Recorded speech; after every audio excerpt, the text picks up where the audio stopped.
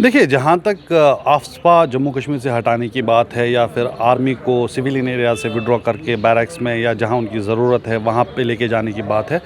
ये जो political manifesto है पीपल्स डेमोक्रेटिक पार्टी का, जब से ये बनी है, उसका एक बहुत ही इम्पॉर्टेंट अंग रहा है, एक बहुत इम्पॉर्टेंट पिलर रहा है उस पॉलिटिकल मैनिफेस्टो का।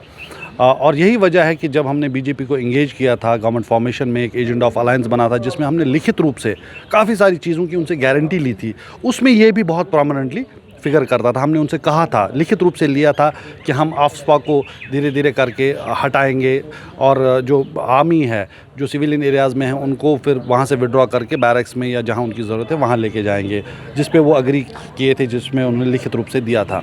तो अब अगर इन्होंने इस चीज़ का अनाउंसमेंट किया है, दे रहा है, दुरुस्त है, बहुत अच्छी बात है। लेकिन साथ ही हमें इन चीज़ों का भी ख्याल रखना पड़ेगा कि ये जो वादे करते हैं, ख़ास तौर से चुनावों के आसपास, वो ये बाद में करते नहीं हैं। आपको याद होगा वो 2 करोड़ नौकरियों का वादा हो, वो 15 लाख पर अकाउंट जाने का वादा हो, वो भी उन्होंने उनमें से कोई वादा तो निभाया नहीं।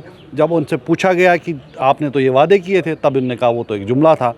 तो ऐसे में यकीन नहीं होता उन वादों पे जो बीजेपी करती है, बाद में वो एसेंशियली उसको एग्जीक्यूट नहीं करती है। एक और चीज़ है कि ये जो टाइमलाइन दिया गया है कि जी अब जी 7 साल बाद ये करेंगे, 7 साल बाद ये करेंगे। एक तरफ से ये ढिंढोरा पीट रहे हैं कि जी हाँ, हालात बिल्कुल सामान्य है, नॉर्मल है, उसका क्रेडिट लेने की कोशिश कर रहे हैं। दूसरी तरफ से ये टाइमलाइन 7 साल 10 साल की बात करते हैं। अगर हालात सामान्य हैं, सब कुछ अच्छा है, तो कम से कम जो इतने हज़ारों लोग जेलों में हैं, चाहे वो जम्मू कश्मीर में हों या बाहर हों, तो फिर आप उनको क्यों नहीं छोड़ते? क्यों नहीं आप शुरुआत वहीं से करते कि इनको छोड़ दीजिए? तो कहीं न कहीं इसमें आपको एक तज़ाद दिखता है इनकी कथनी में और करनी में। बाकी अगर ये करते हैं तो बहुत बड़ी बात है इसमें।